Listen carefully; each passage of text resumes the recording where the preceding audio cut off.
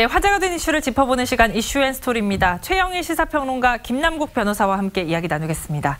어서 오세요. 안녕하세요. 반갑습니다. 자, 광주 도심 한복판에서요 30대 남성이 집단으로 폭행을 당했다고 하는데 이거 어떻게 된 겁니까? 그러니까 광주 광산구 말씀하신 대로 이게 대도시 한복판입니다. 그리고 평일 아침 시간이었어요. 새벽 시간 5시경이었는데요. 새벽 5시경 4월 30일 돌이켜보시면 그게 이제 월요일이죠. 그런데 이제 전날 밤에 젊은 사람들이 모여서 거의 밤새 술을 마신 것 같고요. 한 모임에서 자, 난 이제 집에 가야 되겠다라고 친구가 이제 나가니까 술 취한 친구에게 아마 택시를 잡아주려고 친구들이 나갔던 것 같아요. 다른 무리가 또 택시를 잡고 있었던 것 같아요. 그러니까 택시 때문에 시비가 벌어진 겁니다. 그런데 지금 이 피해를 당한 이 사람은 말리러 나갔다가 눈이 마주쳤어요. 아유, 더 그래서 안타깝네요. 쳐다본다는 이유로 이 인근의 이 공원으로 끌고 가서 집단 구타를 하는데 이 7명의 남성이 1명을 집중적으로 때린 겁니다. 그래서 그 상해 정도가 굉장히 커 보이고요.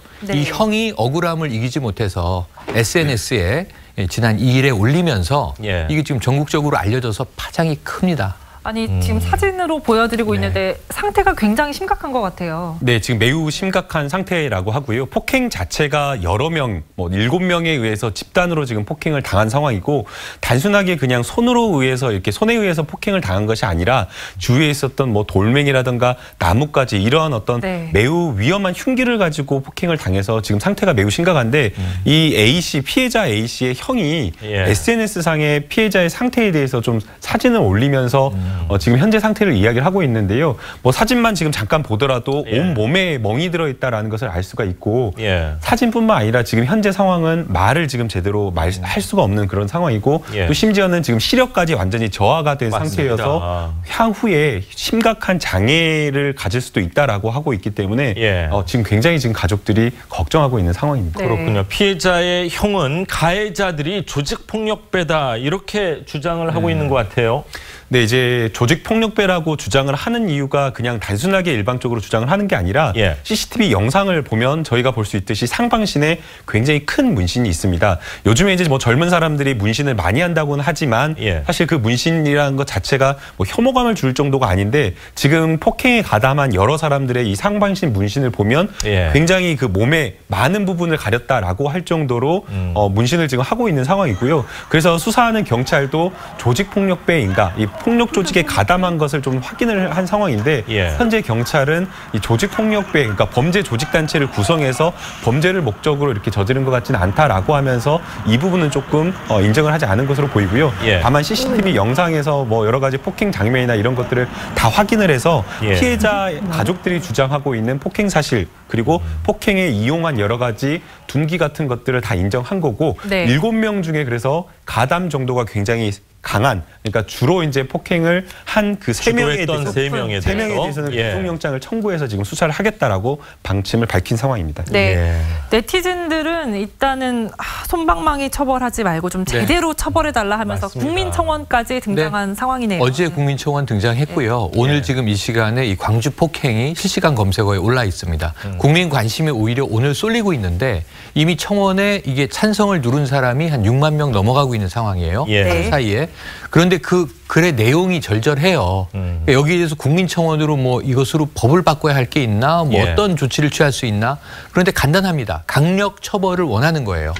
남의 일이지만 저 상황을 보니까 실명을 젊은이가 하게 된 상황을 보니 지금 나의 가족이나 나의 지인이나 나의 친구가 술 먹다가 이런 일을 당하면 이거 어떻게 되겠습니까? 남의 일 같지가 않습니다 하면서 강력 처벌해달라는 청원이 올라온 거고요.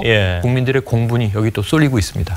우리 재판을 받다 보면 주치 감경이라는 게 있는데 술이 취했기 때문에 새벽 시간이면 당연히 술 취한 상황에서 이런 폭력이 일어나지 않았을까. 누구든지 당할 수 있는 상황이기 때문에 법에 엄격한 잣대가 있어야 되지 않을까 이런 생각입니다. 자, 계속해서 좀 안타까운 이야기를 하도록 하겠습니다. 출동 현장에서요.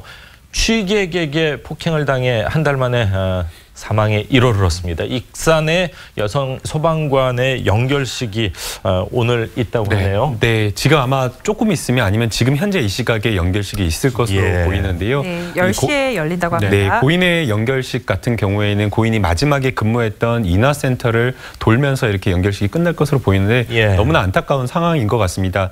사실 처음에 이 구급대원들이 출동하게 된 계기는 도로에 사람이 쓰러져 있다라고 해서 응급하게 구조를 하러 간 상황이었습니다. 도움을 주러 간 거잖아요. 네, 도움을 주러 간 상황이었고 출동 당시만 하더라도 도로에 사람이 쓰러져 있었기 때문에 뺑소니라든가 교통사고를 생각하면서 갈 수밖에 없었던 상황이었고요. 그래서 구조를 해놓고 보니까 이 교통사고가 아니라 취객이었고 이 2분 만에 거의 뭐 구조대 응급구조차에서 2분 만에 의식을 차린 상황에서 그 상태에서 욕설과 이제 폭행이 이어졌는데 사실 이제 CCTV 영상이나 이런 것들을 좀 확인을 해보면 폭행 정도는 조금 심하지는 않았다라고 합니다. 그러나 그 안에서 구급차 안에서 그리고 밖에서 이어졌던 여러 가지 욕설들이 굉장히 그 모멸감을 줄 수 있는 그런 욕설이었기 때문에 바로 희생된 이 소방관이 그 다음 날 사건이 있고 난 바로 다음 날에 뭐 병결을 쓸 정도로 굉장한 극심한 스트레스에 쌓였다라고 하고 있고요. 그래서 20일 만에 뭐 스트레스성 뇌출혈로 인해서 지금 사망에 이르게 됐는데 너무나 안타까운 사건인 것 같습니다. 네, 그 취객에게 폭행당할 당시 CCTV 영상도 공개됐는데요.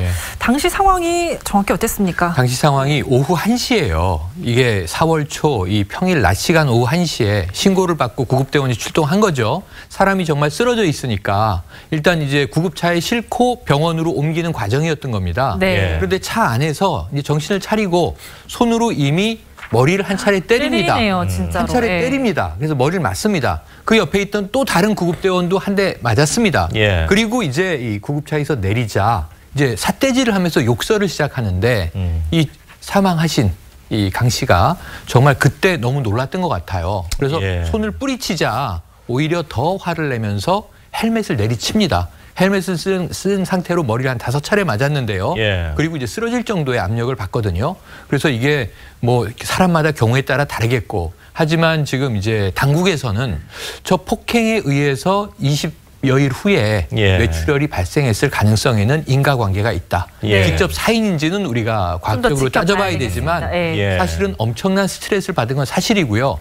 51세의 두 아이의 어머니예요. 맞습니다. 구급대원으로 18년 일한 베테랑입니다. 그런데 저런 일을 당하고는 정말 본인의 일에 대해서 굉장히 심각한 자괴감과 함께 인간적 모멸감을 극복하지 못한 것으로 보여지거든요.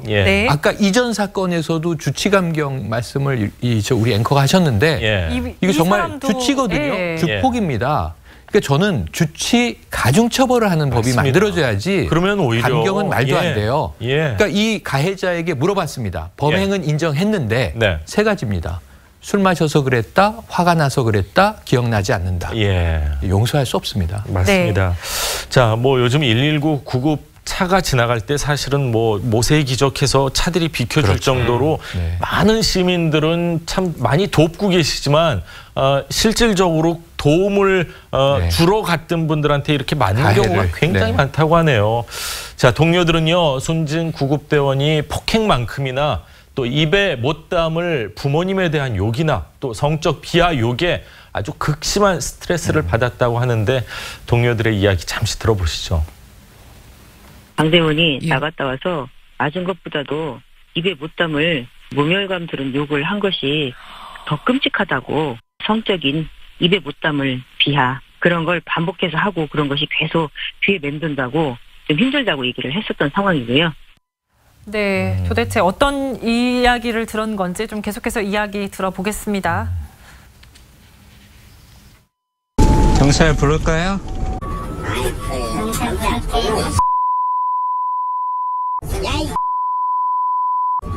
경찰 불러. 너 내가 끝나보니까 이걸 같이 고 같이 계속 해놔요. 이놈아. 야이 시켰으면 못 들라고. 어? 하도 욕설이 네. 심해서 그냥 삐 소리 때문에 사실 어떤 내용이 오갔는지 어떤 말을 정확히 했는지 네. 알 수 없을 정도인데 어느 정도 심했는지는 저희가 느낄 수 있습니다. 이른바 매맞는 소방관이 늘어나고 있는데 이거 공권력의 위기 아닙니까? 공권력의 위기고요. 예. 소방대원과 구급대원은 시민들의 영웅이다. 요즘 맞습니다. 이렇게 부르고 있는데 예. 알고 보니 저들의 비애는 이만저만이 아니었던 것이요. 예. 지난 5년간의 통계를 보니까 이렇게 이제 맞거나 그야말로 이제 문제 네. 가해 당한 소방관, 구급대원이 870건에 달해요. 그 5년간 870건인데 2014년부터 2016년까지 3년을 보니까 500건이 넘어요. 그런데 이제 해마다 그럼 보니까 늘어나는 추이예요. 예. 2014년에 130여 건, 2015년에 198건, 2016년에 199건.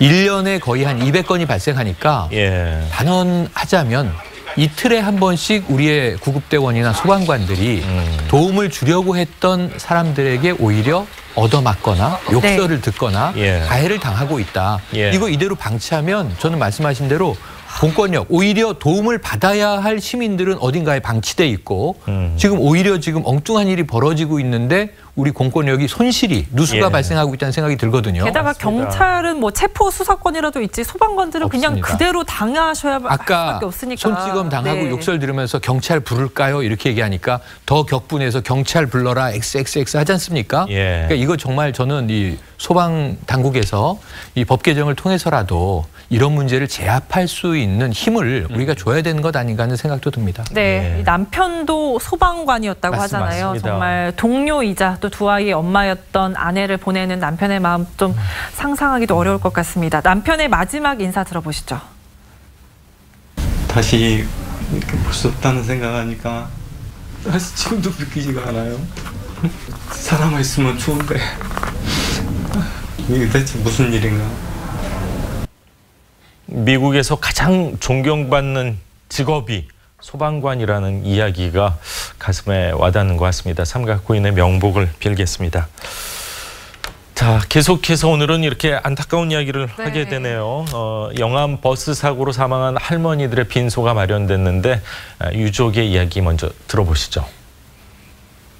항상 안 가신다고 잠깐 이번에만 한 번만 갔다고 자식들 손자들 용돈 주고 그러려고 더 욕심껏 다니셨겠죠. 이 피해자들 관련해서 계속 안타까운 사연들도 나오고 있네요. 네, 그러니까 한 마을에서 5분의 어르신이 돌아가신 거예요. 예. 전체적으로 8분이 돌아가셨고 15명 뭐 다 부상을 당했고 사망자가 많이 났습니다만 그러니까 이제 한 마을이 지금 거의 보면 이 초상이 난 그런 상황인데 한 가정에서 2분이 가족이 돌아가신 경우도 있어요. 예. 네. 당숙모와 함께 나갔던 이제 어머니가 이런 변을 당했다. 또는 이제 정말 사이 좋은 동서지간도 있어요. 아유. 한 마을이니까 네. 다 서로 안타깝습니다. 잘 아는 얽히고 설킨 그런 상황인데 네. 이 자녀들의 가슴이 찢어집니다. 어머니가 일 안 하셔도 되는데 예, 이유가 손주들 용돈 주겠다고 예. 소일하시겠다고 나가는 걸 자녀들이 또 아이 무료하신데 그 저녁에 잠깐 일 다니시는데 모른 척해 드려야지 하고 말리지 않은 걸 지금 처절하게 후회하고 있는 자녀들이 많습니다. 예. 이 지근거리에 살면서 광주에 살면서 영암에 있는 어머니가 막내딸네 집에 수시로 김치 밑반찬 해주러 왔다 갔다 하시고 네. 손주들 봐주시고 그런데 지금 또 시기가 시기인지라 대부분의 가족들이 오는 주말 5월 5일 어린이날을 연휴가 전후해서 있잖아요. 예. 뭐 20명, 30명 모여서 안타깝습니다. 어머니와 맛있는 거 먹으려고 준비하고 있던 가정들인데 예. 이런 일을 당해서 지금 청천벽력 같은 상황입니다. 네, 이번 사고로 정말 조용하고 조그마한 이 시골 마을 전체가 큰 슬픔에 잠겼습니다. 주민들의 말 들어보시죠. 어제 듣고 어제 잠으려고 아주 그냥 전화했다 막 떨어오고 아이고 시골도 가신데 진실은 진실인데 믿고 싶지가 않아요. 이제 믿고 싶지가 않아요. 그때 도리로서. 이 미니버스가 지그재그로 이렇게 맞습니다. 달렸다는 모습이 포착됐다고 하는데 이 사고 원인을 좀 규명하는데 어떤 정황으로 좀 파악될 수 있나요? 네, 지금 현재 사고 원인을 분석하고 있는 경찰에서는 이 CCTV 영상이 굉장히 유력한 증거가 될 수 있다라고 지금 보고 있는데요. 이 차량 자체가 한 16년에서 17년 정도 된 아주 오래된 연식의 차량이라고 하고 있고요. 예. 보험 이력을 좀 살펴보니까 5차례 정도 크고 작은 사고가 있었다. 그리고 이제 사실 더 문제가 되는 것은 16년 동안 이 사이에 무려 7차례나 소유주가 바뀌었다라고 하는 건데요. 이렇게 소유주가 많이 바뀌었다라고 하는 것은 그만큼 차량의 관리에 대한 특히나 노후 차량에 대한 관리가 좀 부족했던 것 아니냐라는 그런 추측을 하게 되는 것이고요. 또 CCTV 영상을 보게 되면 굉장히 좌우로 그러니까 왼쪽에 있는 SUV 차량의 사이드 미러를 한번 부딪힌 이후에 굉장히 그 뭔가 이렇게 조향 장치가 문제가 있는 듯이 많이 흔들리는 듯한 모습을 보이고 딱 6초 만에 저렇게 사고가 나는 문제가 발생을 하는데요. 바로 저 사고가 또 있기 전에 한 올해 2월에서 3월 사이에 차량이 멈춰서는 또 사고가 있었다라고 합니다. 그렇기 때문에 지금 현재 수사의 방향 자체가 차량의 결함 쪽으로 조금 많이 생각을 하고 있는 측면이 있고요. 또 거기에 더해서 또 사실은 또 운전자의 부주의라든가 아니면 졸음운전이나 이런 것도 가능성이 있기 때문에 이것도 역시 함께 조사를 할 계획인 것으로 보입니다. 뭐 자가용 차량을 한 16년 정도 사용한다 그러면 본인 때문에 관리를 잘하겠지만 맞습니다. 어떻게 보면 사업용인데 차주가 여러 번 바뀌고 이런 부분에 있어서도 법적인 어떤 미비점이 개선돼야 되지 맞습니다. 않을까 그런 생각이 듭니다.